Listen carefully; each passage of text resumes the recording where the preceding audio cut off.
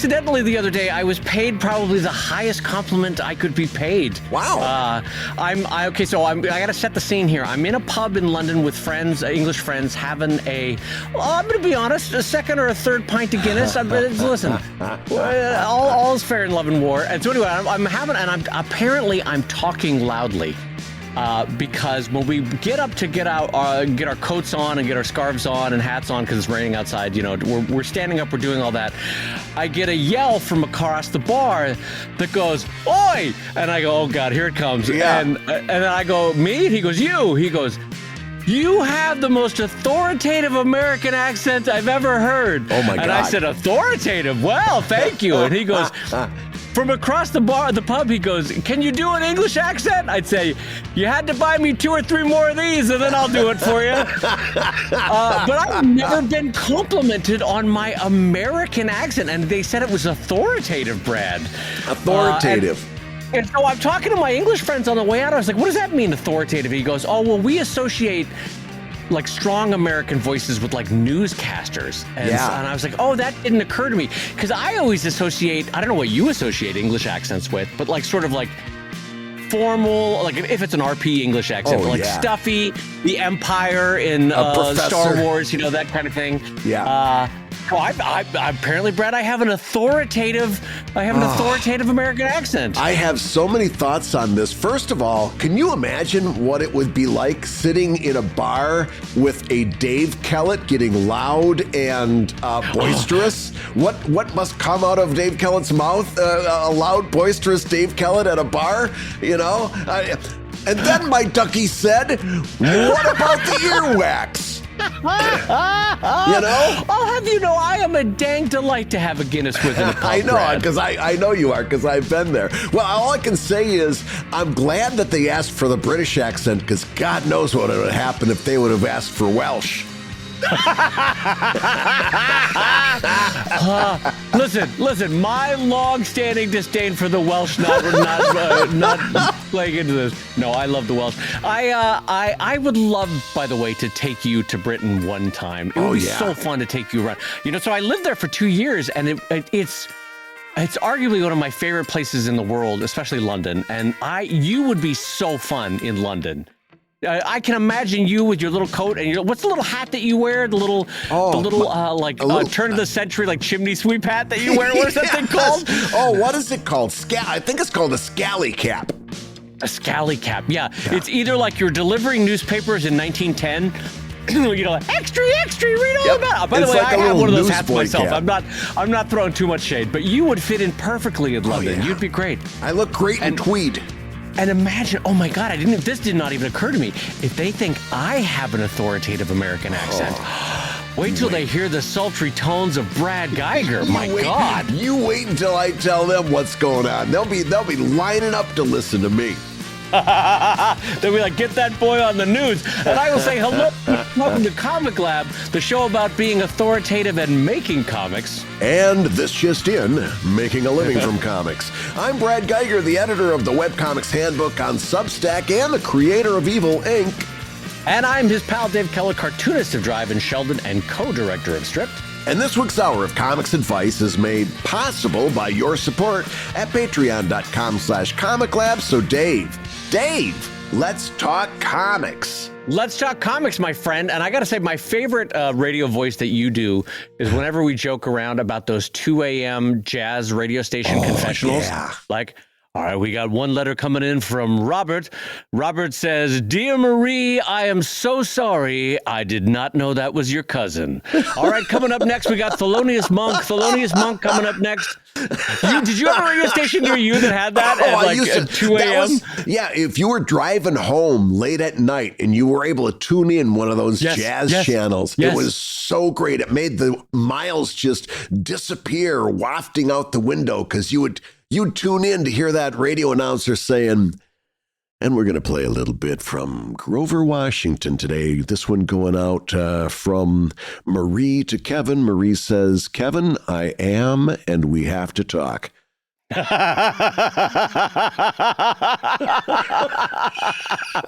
the way, I detect a little bit of a sniffle in your snuffle today. Is Philadelphia caught up with you? A Philadelphia winter? You remember when we went to spend Thanksgiving up with my wife and her family, and the two little nephews, 3 and 18 months, those little germ factories.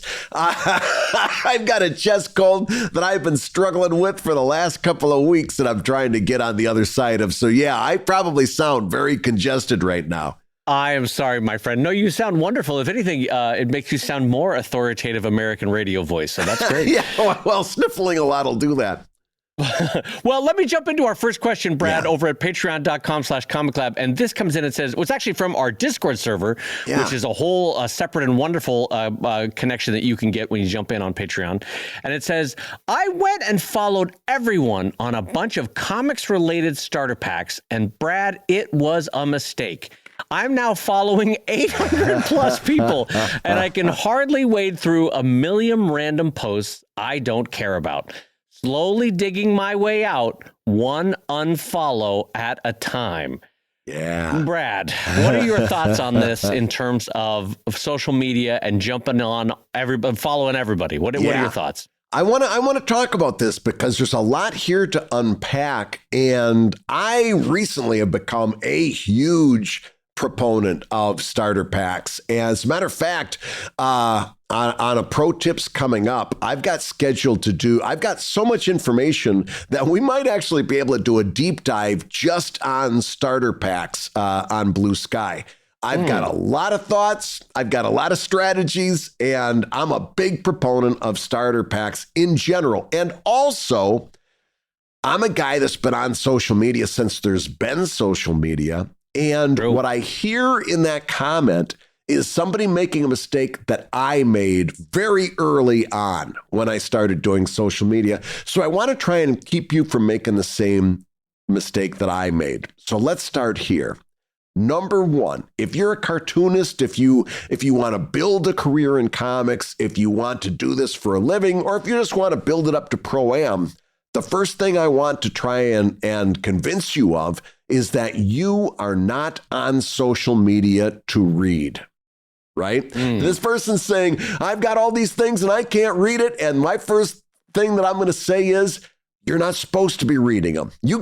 Number one, you got other things to do. Reading social media is keeping you from doing comics. These are the same people in many cases that are saying, I don't have time to do comics. I run out of time. Help me with time management. Well, put Blue Sky down. You'll find you got all kinds of time to do comics, but you're not on social media. If Dave, maybe you're different than me. If I wasn't doing a comic, I wouldn't be on social media. It's got no interest for me. Interesting. Really? What am I? The only stuff I'm really interested in social media is other cartoonists talking or other people doing the same kind of work I'm doing. Right. Who am I listening to on social? Who am I reading on social media? I mean, I guess you're right, but okay. I do want to say this is one of the rare situations where I super disagree with Brad. Go ahead. So mommy and daddy might fight on this one. I don't know if we'll fight, but we'll disagree. But I'm way more selective with my follow list, and I read them. I genuinely, I'll be honest about this, I do mute the hell out of a lot of people, but I would say that I actively am reading 100 to 120 social media followers, which feels about right in terms of what a human brain can process. There's that chart, and I don't remember what it is, but it's about like how many active social networking friends can you maintain? Yeah. And oddly enough, it's roughly about the size of any traditional human tribe in history, which is, roughly 30 to 200 people. Yeah. I think that's about accurate for social media too. That's about as many as I can follow, is somewhere between 100 and 200, and still care and still keep track of it. But I try to enjoy my experience on social media. Like I will say this. I didn't read on Threads, which probably was a sign in and of itself. I didn't read on Twitter in the last 5 years. I had actively muted and blocked everybody. But But Blue Sky feels to me like early Twitter does, at least for right now. In 2025, early 2025, it feels like a really pleasant experience. I'm starting to use the block function, which is, first of all, really good. It's fascinating that it's already needing to be used. The bots are clearly starting to come out on Blue Sky, but it's very effective. You block and move on, and you never think about it again. I'm really enjoying reading, ? Brad Geiger. So, and also, okay, so here's the main point though. Yeah. It's not just for pleasure. I'm also reading because I'm keeping my head on a swivel. Yeah. I'm seeing what our friends in New Zealand are tweeting about, or skeeting, whatever the hell the word is, about their comics, or New York, or how they're approaching their Kickstarter, or, you know what I mean? You need to know what tools and techniques are working. And so for that reason, I find it effective to read. For that reason, tell me how I'm wrong. Tell me how I'm wrong. For that reason, you want to make sure that you're reading, but as small of a list as possible. Yes. So focused. Yes. Good. I'll tell you who I'm reading from. I'm reading from the what I consider to be doing it right, which is about 100 cartoonists around the world who are using social media well. And I'm not shitting you on that. Yeah. Like, why follow or listen to someone who's like, oh my God, this guy can't get their thumb out of their nose, like just get it together. But if I see someone who's actively doing it right and actively building an audience and actively being compelling, then I'm going to follow them for tips and tricks. Boy, that almost came out wrong. Yeah. For tips and tricks. And that's my other account.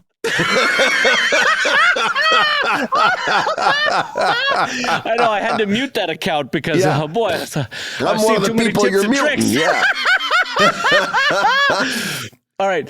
So anyway, so tell me why I'm wrong. Why am I wrong on that? You're not wrong. Although I'm gonna give you a little push, a little bit over to one side. Okay. Because everything that you said, I basically agree with. Here's what I said to preface this topic is that I think I made some mistakes starting out on Twitter back when Twitter was good 10, 15 years ago.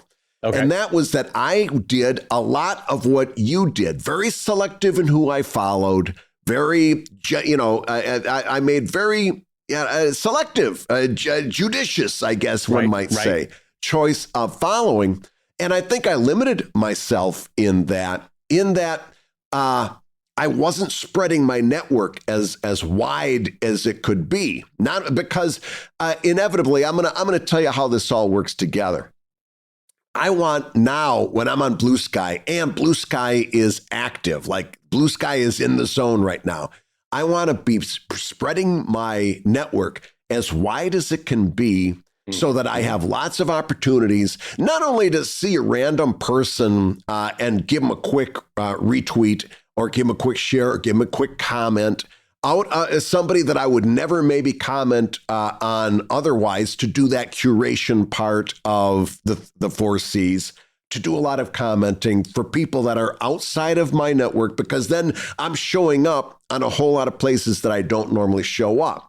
Right. So I'm doing a lot of what I've never done before, which is a lot of follow back, a lot of curation, a lot of commenting just on random people. And by the way, the more people I've got in that feed, the more random it is and the more I'm spreading my network out. Now, I'm also like you. Every now and again, I do want to follow what my friends are doing. There's a certain number of people just like you that I do want to track. Okay. Then for that, Blue Sky has the ability for you to make a list. And then all of those people, I just go in and I add to it from time to time. Oh, here's a person that belongs on the list, and I'll put them on the list. When I want to read social media, if I'm sitting in the DMV and I need to kill time and I want to read social media, then I'll hit my list and I'll see what you're saying and what Scott's saying and what Kevin's saying. Okay. So I can have a curated is the word, a curated list of people that I want to keep track of. But that's for me. That's off to the side. That's a list. The main feed is all these people, and I want that network to be as big as possible because, again, I think I limited myself in the beginning. Well, I will be honest. This is interesting because I, again, disagree with you, because you had said the phrase, and correct me if I'm getting the sentiment wrong. you had said I retweet or reskeet or whatever the hell the word is. I'm just gonna keep saying retweet. I retweet random folks, and the more random, the better, I think you said. Mm-hmm. And to me, that defeats the purpose of the 4 C's, which is, just for a reminder, it's creation, curation, commercial, and kindness. And for me, the part of the value of curation is I'm using my editorial eye to share with you things that are truly worthy. And if I just am grabbing random people and retweeting or I've triggered the umbrage meter on your face. Look at that face. I think I've used my words wrong. It's random in that it's a person that I might not have pointed out yesterday. But that thing that I'm pointing out, it's not like all of a sudden I'm retweeting directions to change your oil on a 57 Chevy. I'm retweeting the same kind of stuff. Hey, here's a really good comic that I think is that you'd like. Right. But it's from a space in my network that I might have never chosen before. In that regard, it's random because it's part of a much bigger pool than I would have been pulling from again. But it's the same kind of content. I'm not just the content is not random. It's the same content. Hey, here's a beautiful illustration, but it's random in that it comes from a much bigger pool of participants. Right. Okay. I mean, let's get down to brass tacks for people listening to this, which is, which one of these strategies grows your audience, Brad's strategy or Dave's strategy? Right. And the answer is neither one really is the heavy lifter in growing your audience. Let's be honest that the main mover of people jumping in and following Brad or Dave is the comics we create and share. That's still the main mover. Curation can have an around the edges kind of effects sometimes, but let's be honest, rarely. It's more appealing to the people that are already following you that you have an interesting editorial eye. It doesn't really convince people. So if you're trying to grow your audience, you're saying, well, which strategy works better, Brad's or Dave's? The answer is neither one. Make good comics and share those comics on social media. That's how you grow your audience. But in terms of how you manage your life on social media, which is how this question asker is coming at it, it sounds to me like, because both Brad and I are successfully navigating Blue Sky, for example, it sounds to me like both of these strategies are a way to live, and it's up to you to decide. Right? Am I wrong in thinking that? No, it's the exact same thing. I mean, I guess I'm a little bit. Part of this whole conversation is that after being on different social media platforms that had flatlined in terms of their pulse, right? Instagram was flatlining, Twitter was flatlining, Facebook had long since flatlined. All of a sudden, I'm in a zone now where I see Blue Sky and I see a pulse. I can see cause and effect. Yes. For the first time in 10 years almost, posting on social media. A heartbeat, yes. So I'm a little bit excited. I'm a little bit eager. And I'm a little bit like, this is a moment not to be conservative in how I'm using this platform. This is the time to make it work because I know from experience, this is going to go away. So it's time to do stuff. So I'm trying to do everything that I can to maximize this moment in time. Yeah. And that means for me, and maybe it's not a good fit for other people, but for me, it means, okay, I used to do what Dave was talking about, right? What Dave was talking about is how I was on Twitter for years and years and years when I first started out. And I'm looking back, and part of me is like, I'm not sure that was the best way to grow my place on that platform, my follower count, my audience, so on and so forth.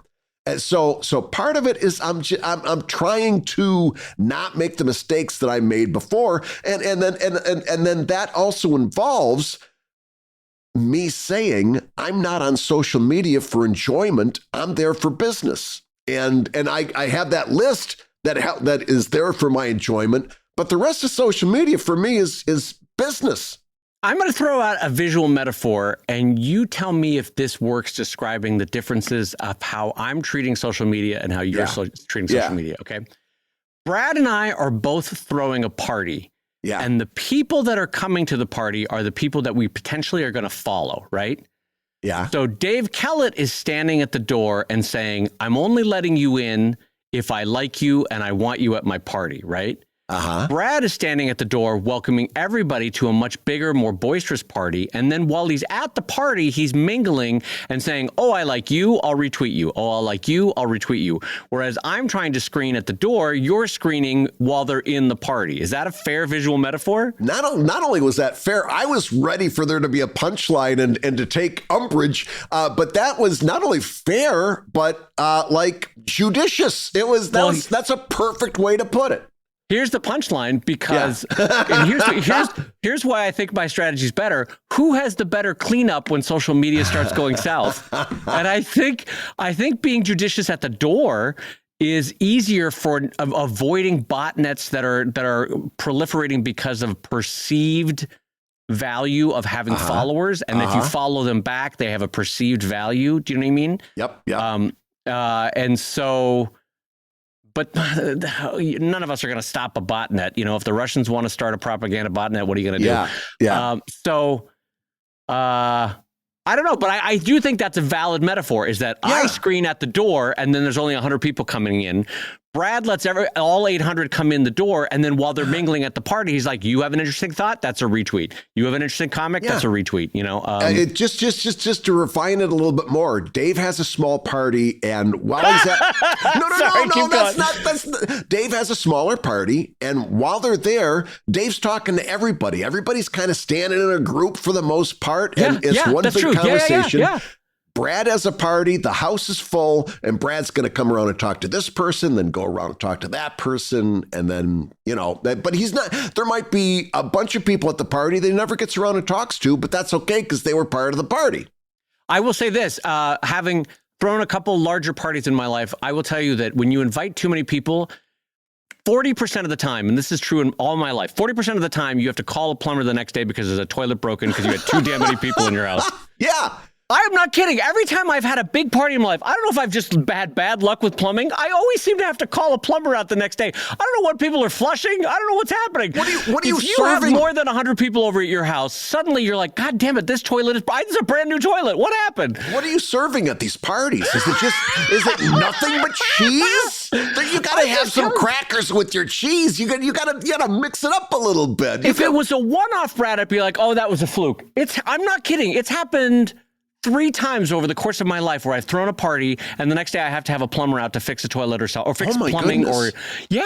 And I don't, maybe it's just Los Angeles plumbing. I don't know, but like I can't. The damn things keep breaking. And one was a brand new Kohler. Anyway, This is Dave Kellett's life, everybody. Dave Kellett's life. Fixing toilets and putting up with Brad Geiger. That's what I have to do. I think we both have perfectly reasonable ways to of approaching social media.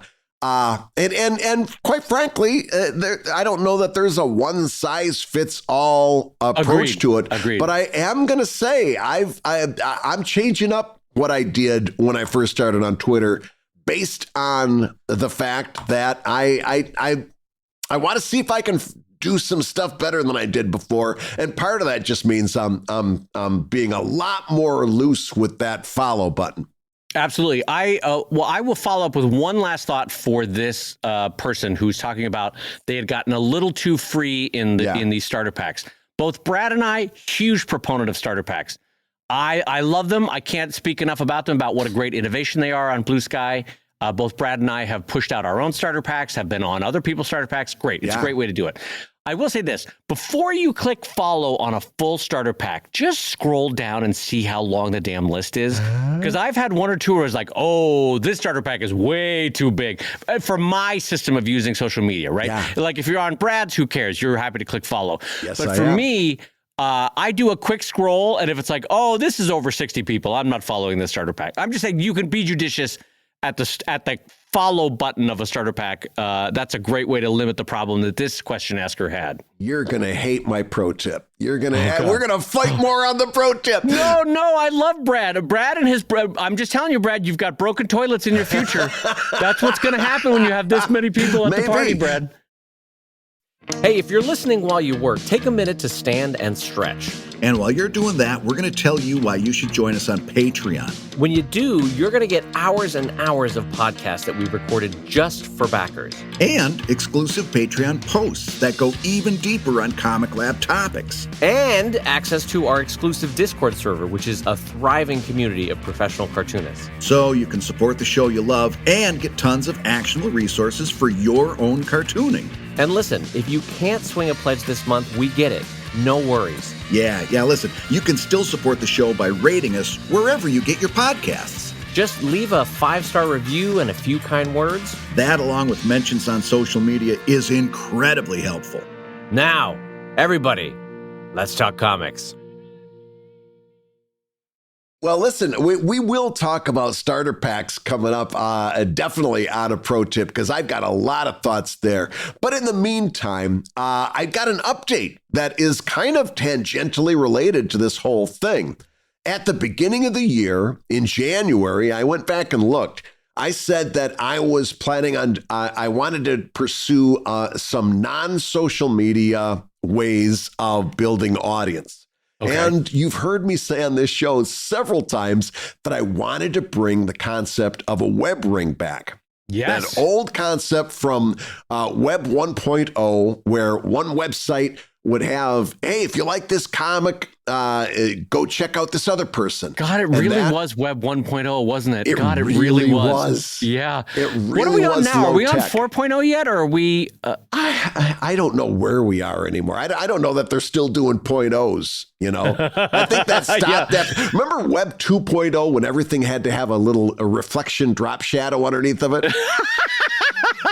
I remember that. Yeah, we might be up to 4. But I said, hey, I want to bring Webrings back, where because it feels very much to me like we're going back to that area of webcomics where we're going to have to be a lot smarter about cross promotion and audience sharing. And those are things that the early webcomics like Dave and I had to get really good at in the early 2000s. You really did. Because remember, there was no social media. You had nothing. None. That first How to Make Webcomics book has no mention of social media at all. 2007, it didn't exist. So I wanted to go and bring that idea of a webring back. And I started working on this, full disclosure, I started working on this in January. And it has taken me 12 months, but I launched it a couple weeks ago, and I got to tell you, I am super, super enthusiastic. We're about 7 days in, and the things that I'm seeing here are really, really exciting me. Okay, so what this was obviously I do a Not Safe for Work comic, and we are going to be facing a whole lot of hurdles in the years to come. It's very clear that Not Safe for Work is going to be more and more difficult to navigate with the incoming administration. It's going to be something we're going to have to deal with. So This becomes really important for us to kind of circle the wagons and try to pool some of our resources. So I had built a webring, and I personally invited it was originally 10, one person dropped out. So it started with 9 people, 9 other Not Safe for Work comics creators, all of whom I was pretty familiar with. In other words, I reached out to them because I knew their work, I knew what they were doing, and most importantly, because they had a website. And this thing requires having a website to operate. And again, I know there's a few of you who might be new to the show who are saying, website, what's this old man talking about? But when I do my onboarding for my Patreon, I always send them a 1-question questionnaire, and it says, how'd you find out about my Patreon? Between 65 and 70% of them have consistently said the Evil Inc. website. So I don't buy this whole thing that websites are passé, websites aren't working. It's something that's again, to use my phrase from earlier, it has a heartbeat. So I brought these people together. I brought in a web developer who coded a whole dashboard for us to plan out ads. We have it set up right now so that everybody is in the ad box for 7 days. Okay. Everybody gets, and by the way, if your roots go back far enough, you remember the old Keen Spot news box. It's very much like that. You get that spot for 7 days. You can rotate ads, but you have the spot, right? So like the person who's in right now, I think, has 3 different banner ads, but any one of them is going to come up when you visit one of our member sites. Okay, so it's not the same static image.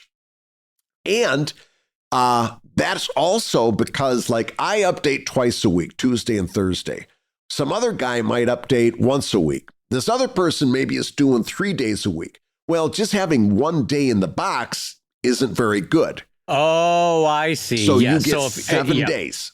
Now, the good you news at least is, tap into everybody's audience at least once during the week because, that makes total sense. I was wondering why you did it that way. Okay, yes. So as a result, yes, you get the entire week, but then because there's 9 members, you're going to wait 9 weeks until it's your turn in the box again. That's the give and take with that. Okay. But at the same time we're doing that, and I haven't been in the box yet, so I haven't been able to directly see any site statistics. But at the same time we're doing that, we're leaning in hard on Blue Sky with a Spice Rex Comics account. And we're doing a lot of cross-promotion, cross-posting. We're doing a lot of audience building there. As a matter of fact, Dave, just last night, I think I was talking to you on the phone. That thing that I did last night grew my audience 50% overnight. Had a 50%. What was the thing you did last night? I don't remember. This, by the way, I love talking with Brad because when he's getting excited about this, it makes me so happy because you have been working so hard on this Webring for the better part of a year, if not more. And so seeing it actually having results and seeing you get excited about it is so affirming for my heart. I'm over the moon. And the answer to what I did, it was one of those starter packs, but it was a very specific use of those starter packs that we're going to talk about in Pro Tips coming up. Yeah. Great. But the good news is I've launched this thing. I'm trying to encourage among those 9 members because everybody comes from a different background, has a different, attitude, how they approach publishing. I'm trying to kind of get them into the promotional mode. I'm saying a lot. We've got a private Discord. If you see somebody that's a member, you see their post, that's an automatic repost from you. Just without even thinking, boom. Hey, that's one of my guys. Boom. That's a repost, Now, how will you repost them if they're among a slurry of 800 follows that you've just higgledy-piggledy followed? I got a list for that. I got a list. Not only do I have a list, I have a list, and I open it up and I go down it every day. Oh, there's Garth, boom. There's JC, boom. There's Gina, boom. Automatic. I got a list. I love how Jersey you sounded when you said that. Don't you worry about me none. I got a list. No problem, officer. I got a list. But I'm so happy. I'm very optimistic. It's got lots of time to go off the rails between now and the end of 2025. But holy cats, I am very, very optimistic about this Webring. And I don't know that I want to give it the full endorse, but I will say this. I really want to encourage people listening to the show to start thinking about how they can gather some other cartoonists who are doing similar work and start thinking about cross-promotion outside of social media and on social media, because I think that's going to be a big way for us to grow audience in 2025. Well, can I ask a bunch of questions? Because for the younger listeners and for Dave Kellett, it's kind of a good refresher to talk about what a Webring is and what it is not. So let me ask you this. Are you and the other 9, it's still 9, right? Yep, or is it 9 total? 9 total. So me and 8 others. So are you and the other 8, are you in any way contractually bound to one another? Is there any sort of contractual? Okay. It's just a handshake agreement to put that code on your site. a handshake agreement to put the code on the site. So the snippet of code goes on the site. To bring in someone new, do all 9 have to vote on it? We haven't discussed that yet. Although it's going to have to be a vote-in process, right? You're like everybody's going to be have to vote on a new member, right? Now, whether that's going to be unanimous or majority rule or anything like that, we haven't discussed. But to bring somebody in, it's going to have to be somebody that the group can agree with for obvious reasons, because we're all going to be working with this person. So if it's a person that causes unrest among some of the other people, that's not going to be so great. So although we've kind of had loose discussions about it in the Discord, it's going to have to be somebody that at least most of us agree is a good ad. Yeah. Okay, so let me ask you this from a personal perspective, because I'm fairly affable, but my go-to is that hell is other people. And so I tend to fly solo on a lot of the work that I do, in the sense that I don't like to work with editors and publishers. I don't like to work with partners for the most part, aside from you. But you have reached a point where you said to yourself, the benefits of doing this outweigh having to deal with all of the hassles of other people. Yeah. Now that you've launched it, do you still feel that that's true? So far, yeah. Okay. So far. I mean, listen, we both have been a part of a number of collections and collaborations, going back to that's true. Blank Label Comics, Keen Spot, How to Make Webcomics, Webcomics Weekly. We've done a lot of stuff that involved moving large groups of people in the same direction, and even small groups of people in the same direction. And they each have their challenges, to be sure. But so far, I'm seeing the benefits outweighing the cost. It's all, listen, I'm the same as you. I like sitting over in that chair in the corner of my studio thinking, I know what I'm going to do. I'm going to do this thing. And then I sit down. And then you go do it. And I do it. Right? Yeah. When you're in any part of a collective, now you've got a whole bunch of people. You've got to say, hey, I've got this idea. What do you think? And then you deal with well, I don't know. And maybe this. But then at the same time, sometimes it's like, oh, that's a good idea. And we could do this. So as many times as it's like, no, that's not the outcome I was hoping for. There's also those opportunities when it's, that's even better than what I had in mind. Yeah. And best idea has won. And that could be a benefit to everybody. Yeah. No, there's absolutely power in more brains thinking about the same problem, because all of you are facing down broadly and specifically similar problems in the next 2 to 5 years. So yes, absolutely. So now I'm wondering, because I wouldn't hate doing this for a sci-fi webring. Like, let's say Drive got together with, I don't know, Schlock Mercenary and Space Trawler and Old Starslip, and I'm trying to think of other sci-fi comics. But let's say I did that. What do I have to do, Brad? Take me through the steps of what Dave Kellett, or more importantly, a listener, has to do to start their own webring. Yeah. Well, number one, something that was important, not only to me, but to Matt Sowers, who was the one that created the code, is to make this a dashboard open source. So like you can go and download this dashboard that is used to organize all these different banners and send them out to people's websites, and so that it shows up and all this kind of stuff. You can download from Matt this open source code that he worked on. So and you where can would I have find the that specifically? Where would I Google that, or where would I find it? I will put that in the show notes. I can't tell you like off the top of my head, but I'll put it in the show notes. Okay, now let me ask you a follow-up question. So I'm Dave Kellett, or I'm a listener, and I'm starting my webring. Yeah. Who hosts the visuals for the ads? That is you're gonna have to set up like either a site or a server for that hosts the ads. Like Matt is hosting it for us at like pennies on the dollar kind of rate. But you're going to have to set up a server of some sort for that. Gotcha. So I can see myriad ways that someone might do that in terms of either shared costs, or one person will take it on in exchange for extra time or something on the webring. Okay. And then let's say there is an ad that the other 8 people don't want on their sites. What do you guys do? Do you have a dispute process for that? What we've asked people to do is because I don't have any not safe for work images on the Evil Inc. site. There's a lot that push the line, but there's not any actual nudity. There's a lot of cleavage, a lot of creative cropping, butt cheek adjacent images, but not necessarily but butt cheek. But nothing NSFW. So we had to all kind of agree that we were going to keep them, cheeky but safe for work, spicy but still nicey.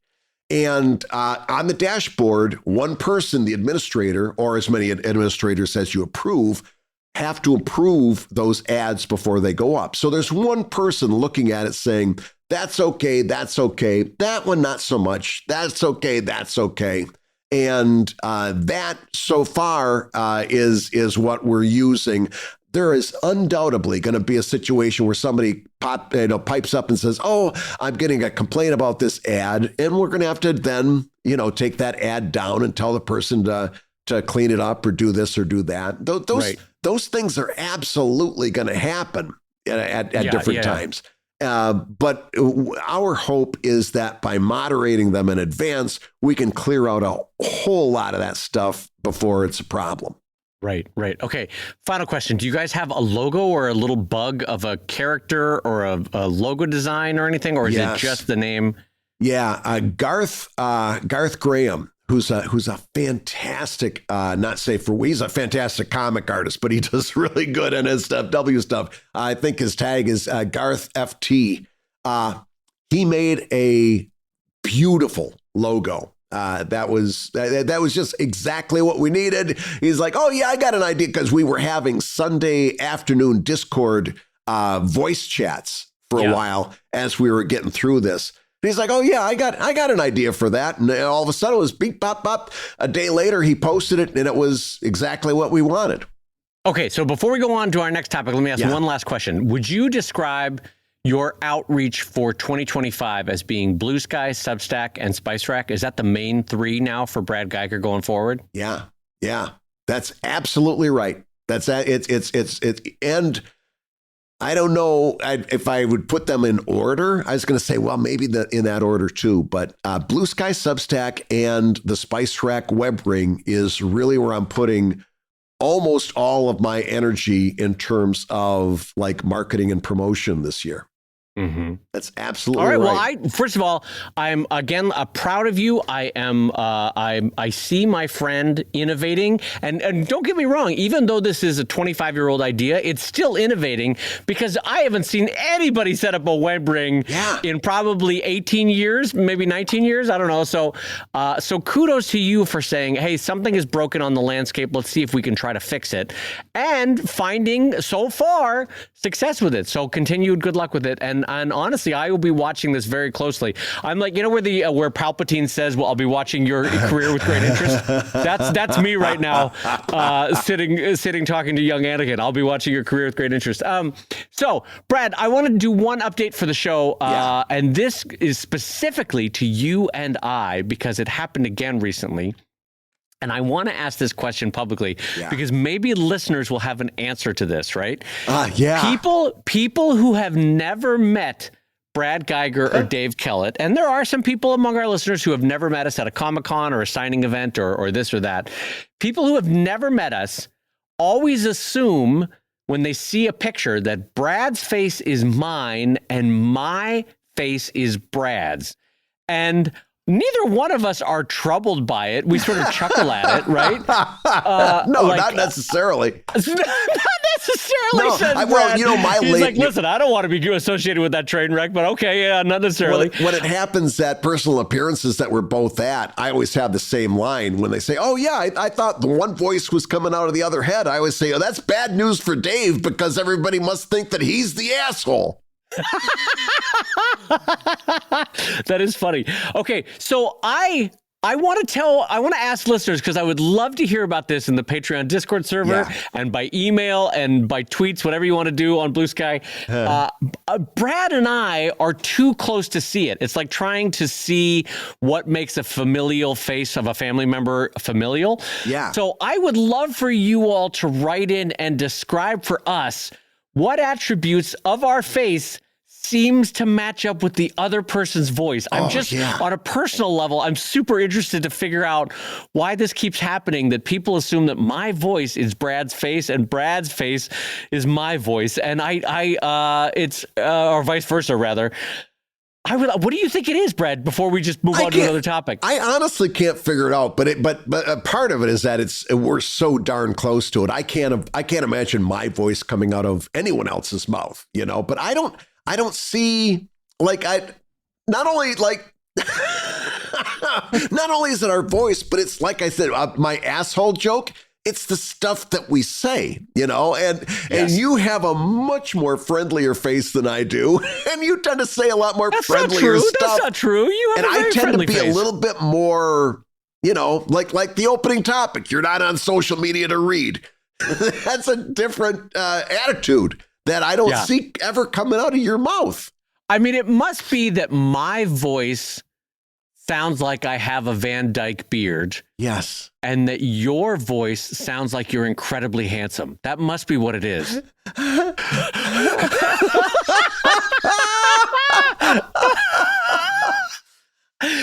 Well, you're right about the second half of that.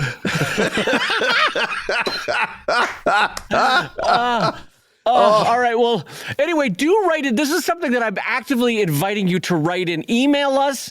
Yeah. Do it over on the Patreon Discord server. Do it publicly on Blue Sky. Let us know the reason why you think that we should put a face up with this post of the yes, show we so people should. can see we it should. again. Because it'd be fun to see people guess which face is ours without saying who is who. But before we end the show, we got one more question, Brad, jumping in over at patreon.com/comiclab that says, "Hey, Brad and Dave, what do you recommend to someone who started their Patreon page too early?" I jumped on Patreon almost as soon as it became available, which, by the way, what year would that have been? Oh, gosh. I've been on Patreon for 10 years, and I got on right at the... So I'm going to say it's between 11 and 12 years that it's been around. Okay. Look, I remember Zach Wienersmith was one of the first ones that I remember getting on it. But anyway, okay. So I jumped on almost as soon as it became available and have since gained a very small but dedicated group of backers there. Since then, I've heard you talk time and time again about the importance of focusing on building an audience first before trying to monetize that audience. Your reasons make sense to me, and I've come to the realization that my own efforts on Patreon were probably distracting me from building my audience and making a good comic. Yeah. That said, now that I'm here, how would you recommend that I shut down my Patreon until my audience is larger? Or make it tip jar only? Or perhaps stick with some relatively easy rewards like early access and sharing rough drafts of pages?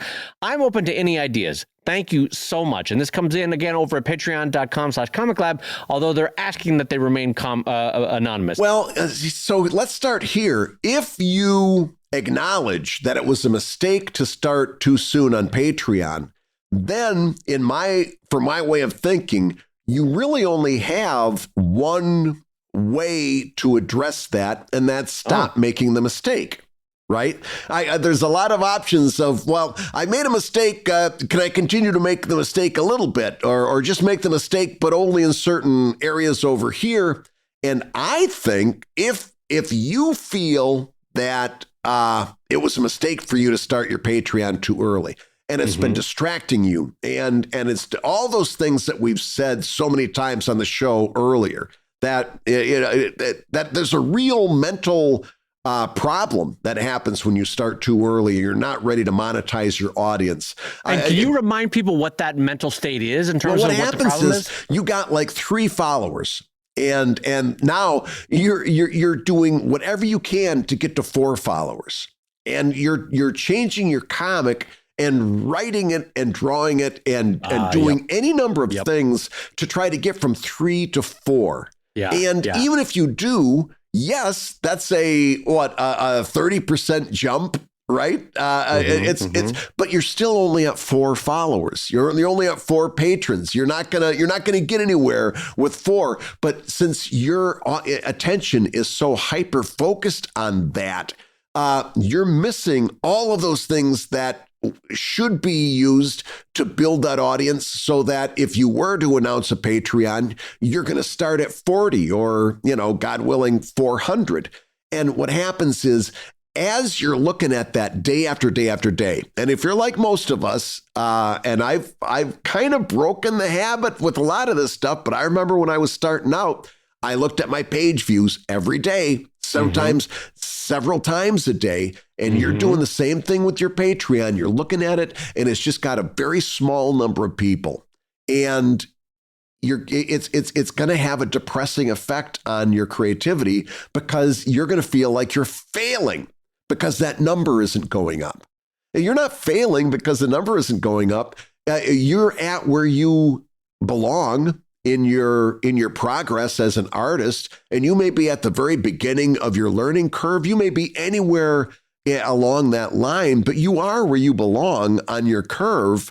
And instead of focusing on what's going to get me up that curve, you're looking at that Patreon, getting more and more depressed with yourself because you take that as a failure. And it's not. It's just a reflection that you started too soon. You try everything you need to know about crowdfunding is in the word. First comes the crowd, then comes the funding. You didn't have the crowd, and you don't have the funding, right? So that's the mental hot foot that's going on here. You're dooming your creative process. The mental hot foot? What does that mean? I don't know. I just made it up. Does it sound good? Yeah, it sounded like something. I was intrigued. I want to know what. Okay, keep going. But yeah, I take your central point is that it's and also that they maybe have never done either path well in terms of either creating the best comic they could or crowdfunding well, because they were trying to service 2 masters too early, and so we're straddling basically 2 different tasks and doing neither well. I take your point, but I actually will come down a little harsher with this, because had they said this question at the 4-year point of being on Patreon or the 5-year point, I'd be like, okay, well, just pause the Patreon and focus on the comic for a couple of years and then come back. But I'm hesitant now, and I actually don't know how to answer this, because they're saying that it's the better part of a decade they've been doing it, right? You know what? I missed that, but you're right. If not more than a decade. And so I don't know what the answer should be here. And I'll tell you what I mean by that.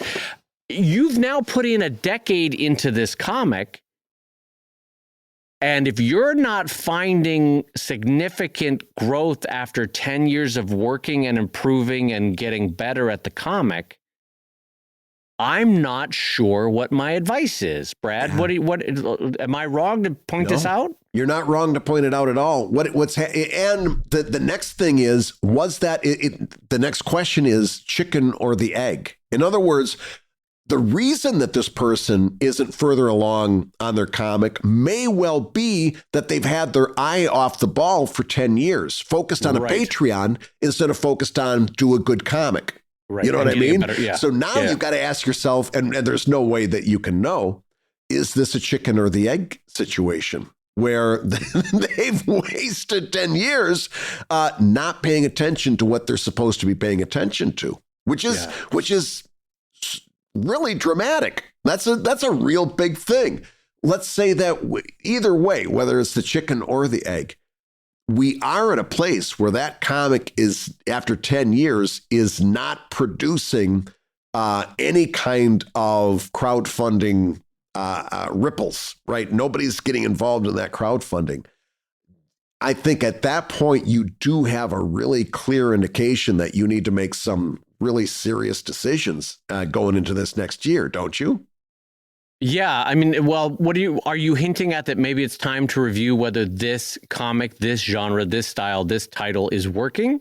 Yeah. Or are you saying maybe it's time to say, I will completely pause my Patreon for 1 to 2 years and just redouble down my efforts on the comic, and then see if I can't come back to Patreon? Is that what you're saying? Which one I are would you sign leaning? off on both of those. Here's the one thing that I definitely think. If you think that you're starting a Patreon was a mistake, if you've come to that conclusion, then there's only one answer. Stop making the mistake.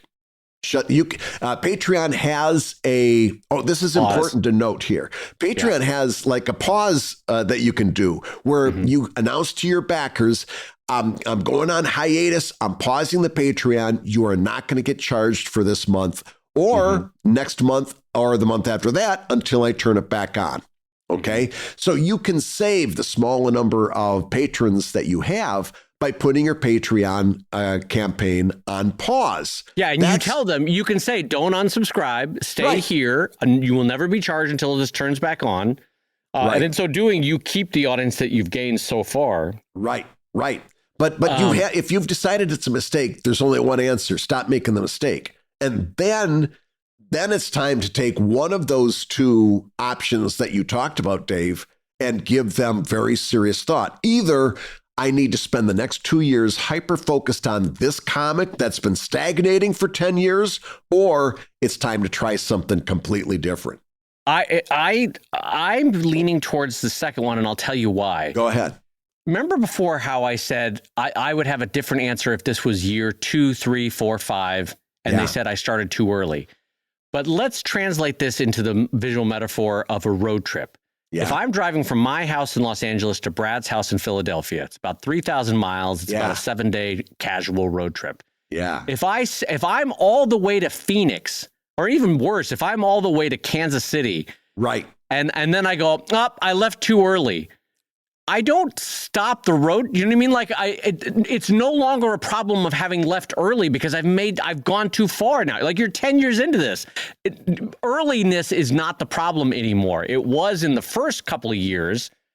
I don't know that it's a problem per se anymore. You've had 10 years to course correct the earliness of this. Yeah. Do you know what I mean, Brad? Does that help at all? Your metaphor is great. Now, let me throw a wrinkle into it. What if it turns out that you get all the way to Kansas City and it turns out you shouldn't be driving towards Philadelphia? Your destination should have been Seattle. Yeah. Now you've got to turn the car. Yeah. And or what you should do is pause it, think about where you really need to go. Right. And then start driving again. Yeah. I guess what we're saying is what I'm saying, I don't want to put words in Brad's mouth. What I'm saying is I'm getting real hesitation on this because it's been 10 years. So earliness, quote unquote, is no longer the problem if you're having an underperforming Patreon. Yeah. Like if you left an hour early, 2 hours early, a day early on a road trip, but you're thousands of miles into the road trip, the hour or day doesn't matter anymore. You're now thousands of miles into the road trip. And so maybe what you're thinking about is a moment of reconsideration about whether this current title is working for you, whether audiences are responding after a decade, and whether you need to take what you need to Marie Kondo it, perhaps. Yeah. Take what you learned from this and start a new title that better represents who you are as a cartoonist now and who you think the passion that you would bring to it could translate to a bigger audience. That is one possibility that you didn't ask for that I would like you to consider because it's been a decade at this. That's my thought. That's significant. As we're wrapping this topic up, let's leave it on an optimistic note. Right? Because I can just imagine somebody listening to this, or even if you're not the question asker, you're sitting there going, boy, that sounds an awful lot like me. Right? Yeah. Let's leave it on an optimistic note. Okay. Let's say you've been spending 10 years going and you think, well, either I left too early or I'm in the wrong direction. Everything that you learned over those 10 years is not wasted. This has not been wasted time. Right? You're going, your job now is to recognize where you are, take everything that's useful, right, Dave? Mm-hmm. I want to jump in on this because the first decade of Sheldon, if you reread it, including the year and a half to 2 years that I took down when I rebooted Sheldon, they're not great. They're not my best work. They're you can see a cartoonist trying to figure it out. Yeah. But I had to do that decade in order to get to what I think is the best thing I'll ever end up making, which is Drive. Right.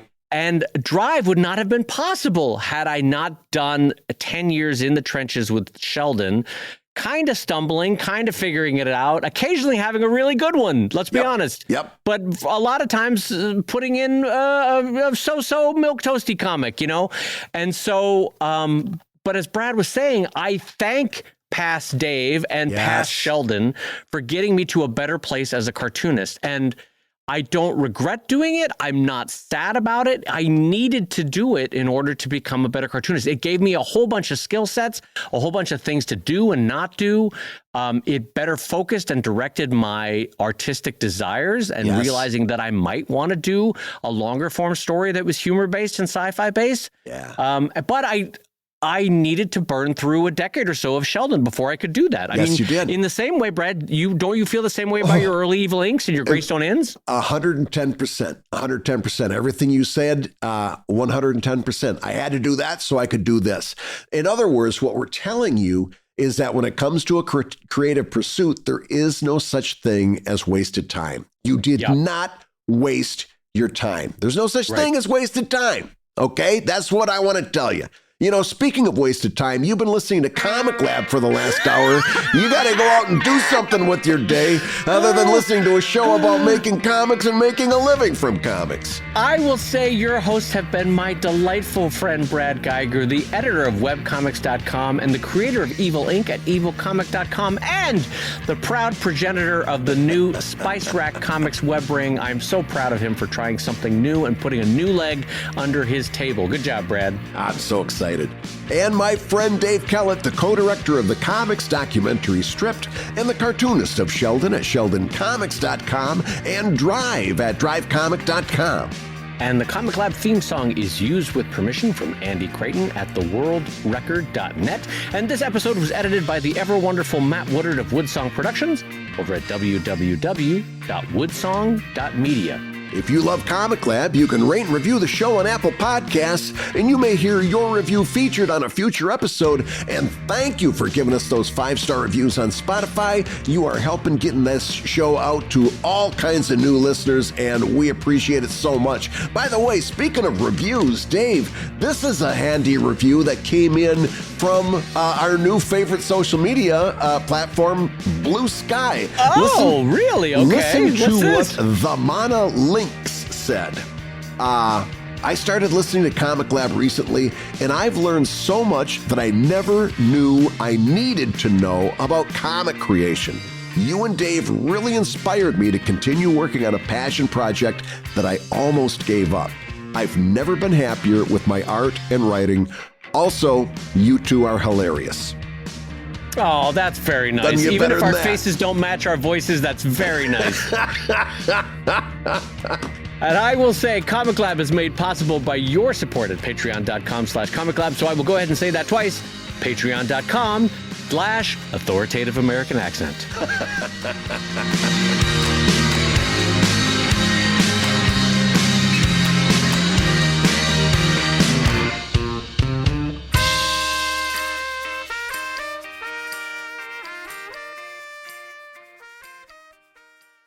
The nice thing about Spice Rack is that the promotional taglines just write themselves. Yes, right? yes. Like I had, hey, nice rack.